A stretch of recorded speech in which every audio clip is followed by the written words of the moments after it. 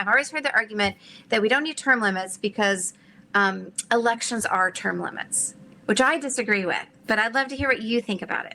Elections are term limits if your population is particularly educated, but when you have a massive population, so let's just be perfectly clear. I do not really see much of a middle class in the United States anymore. It's very much split down the middle between you either have enough to live or you don't. And if you have enough to live, you're basically in the upper class. I'm not sitting here and I'm going to start making like a class wars sort of argument or anything like that, but we have to be clairvoyant about the point that, it's very real that a lot of what we think of as the American dream, being able to have a house that's sort of a couple cars, having a bunch of kids that are able to go play in the yard and whatnot, that's out of reach for most people my age. And that can change, but it doesn't come easily.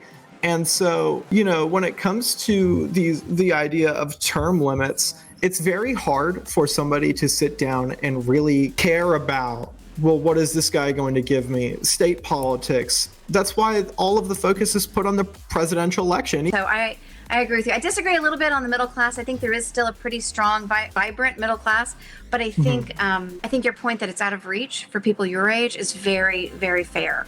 I think that's more so what I meant. Yeah. Right. Yeah.